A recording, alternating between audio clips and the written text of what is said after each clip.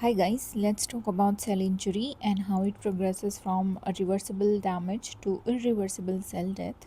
So cell injury is basically inability of a cell to maintain its homeostasis. It's of two types, reversible and irreversible. First, let's talk about reversible cell injury.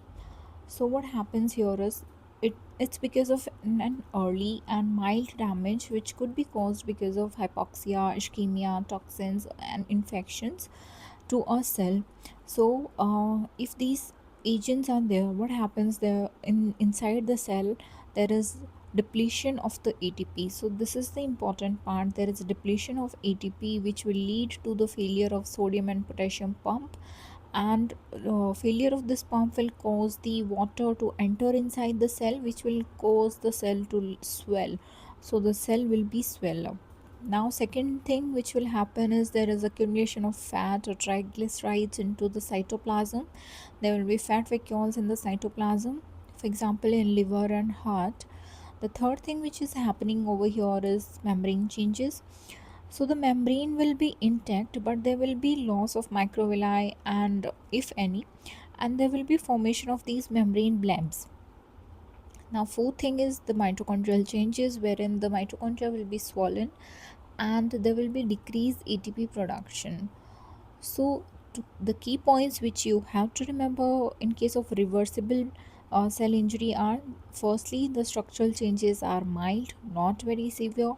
Second thing is the cell membranes are intact, very important. And if the cause is removed in the reversible cell injury state, the cell will return back to its normal state.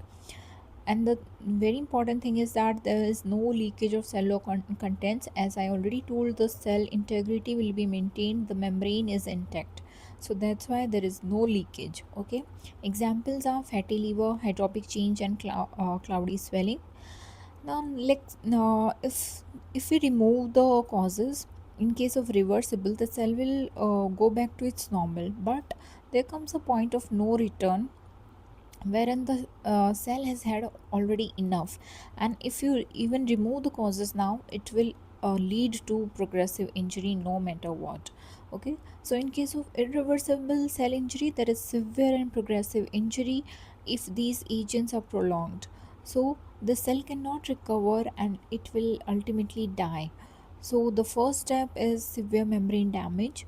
When these things are prolonged and there is prolonged injury to the cell, the membrane will get damaged, and there will be leakage of the enzymes, leakage of the cellular contents outside the cell, which will lead to the inflammation. And there will be the rupture of lysosomes, and due to rupture of these lysosomes, there will be release of hydrolytic enzymes. These hydrolytic enzymes will digest these cellular components. Now next thing is there are nuclear changes in irreversible cell injury. So the nucleus will also die. It occurs in three steps basically. First one is the pycnosis, wherein the nucleus will shrink. It will shrink and the chromatin will get condensed and it will be eosinophilic. Next step is the karyorrhexis, wherein the nucleus will be fragmented into smaller parts. And the final step is karyolysis, wherein the nucleus will dissolve, it will fade away. Okay, so the key points to remember in irreversible cell injury are first one, the structural changes are severe and progressive as compared to reversible, where there are mild. The cell membrane is damaged and there is leakage of the contents outside.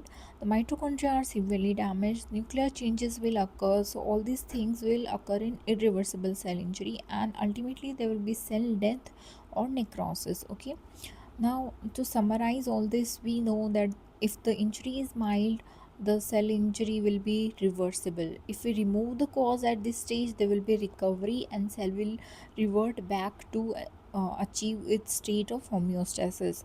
But if the stimuli are prolonged, there comes the point of no return, after which there will be irreversible cell injury which will lead to cell death no matter what.